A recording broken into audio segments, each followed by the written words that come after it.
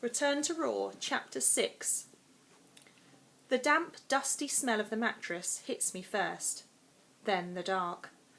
It's a thick, velvety darkness that wraps itself tight around me. I pull the rest of my body inside the bed until I'm curled up in a ball. Then I think about Raw. I try to picture the mountains and Wynn's cave, but my mind keeps jumping back to the fact that Grandad and the attic are on the other side of the camp bed. So I focus on one thing that I've stared at for hours: Wynn's campfire. I picture the flames and hear the crackle and pop of burning wood. I see sparks drifting up into the dark sky, bright orange sparks, sky the colour of the deepest water. And then Raw washes over me like a wave from the bottomless ocean. I see trees and lakes so bright they could come from a cartoon, and a river that's a rainbow ribbon. The smell is sunshine and wood smoke and apples. I picture myself riding a bike through a forest, leaves snapping against my face. Cycling ahead of me is Wynn, his cloak flying out behind him. "Wait for me, Wynn," I think. "I'm coming." And I start to crawl. I don't notice when the mattress becomes rock, or when I start to breathe fresh, cold air, but I do notice the light. It begins as a spot of green, and it gets bigger as I crawl towards it. Soon I reach the trailing leaves that cover the opening of the tunnel. I'm about to stick my head through them when I realise that the ledge outside is empty. Where's Rose? Has she gone into Raw and left me on my own? Then I have another thought. What if Croaky's got her? I shrink back into the opening. He's been in this tunnel before. It's how he grabbed hold of Grandad. I hold my breath and I listen. Silence. Then something soft brushes against my ear. A feather. I scream, smacking my head on the roof of the tunnel. Laughter rings out and Rose wriggles out of a small hollow in the rock. "It's me, you idiot," she says. "Well, me and a feather." She waves it in front of my face. It's black and tatty, and I know who it once belonged to. I grab it and crumple it into my fist. "Rose, that is one of the scariest things you have ever done to me." "Thank you," she says, grinning.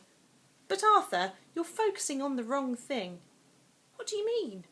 "We're here, in Raw," she says. "And I've got the best feeling about Mitch." Rose's voice is bursting with excitement. "She's back, I know she is." Her last words are drowned out by water from the on-off waterfall crashing past the opening of the tunnel. The leaves tremble and a fine mist drifts over us. I smile. Rose is right. We're here in Raw, and I'm not going to waste a second worrying about Croaky. "Then let's go and find Mitch," I say, and together we crawl out onto the ledge. "That has got to be the best view in the world," says Rose. Late afternoon light floods the valley, and the Rainbow River slips between forests and lakes. It glows from the crystals that line its bed and leads all the way to the bottomless ocean, which right now is a band of dark blue. My eyes jump greedily from the sea to the trees that hide Wynn's cave, to the tangled forest where the lost girls used to live. "Look at the archipelago," says Rose, pointing at the horizon. Light is gleaming on the hundreds of islands, making them glow pink and orange. Rose can't take her eyes off them, and I know why. That's where Mitch lives. "Shall we go and find Wynn?" I say. Rose might be desperate to go looking for Mitch, but Wynn lives closest to the waterfall, and he'd never forgive us if we didn't see him straight away. Rose nods, tearing her eyes away from the archipelago.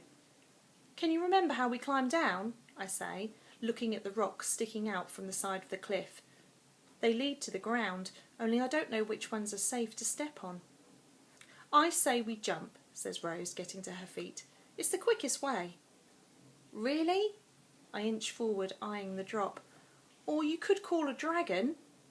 "No," she says. "We made this world, and we put that pool there for a reason, so we could jump into it. Let's go." Then she takes a deep breath, pinches her nose, and steps calmly off the ledge. I watch as she drops through the air, her hair flying out behind her. Rose might be moody and bossy and occasionally mean, but she's very brave. She shoots into the water, barely making a ripple, then bursts back up to the surface. She waves and shouts, "Come on, Arthur, it's easy." Then she swims to the side and pulls herself out. "Rose," I call, "wait for me." But she's already wandered off into the trees. I get to my feet and inch forward until I'm standing on the very edge. I take a nice deep breath and I stay exactly where I am.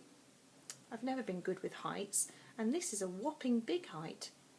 Dizziness sweeps through me, and I remind myself of Grandad's words, that the best adventures start with feeling scared. My heart thuds as I hold my breath. If he's right, I'm about to have the biggest adventure of my life. I jump. I don't land with a neat plop like Rose. I land with an almighty splash that gives me a colossal wedgie and a stinging slap to my entire body. I tumble round and round under the water, then bob to the surface. Rose has reappeared and watches as I clamber out.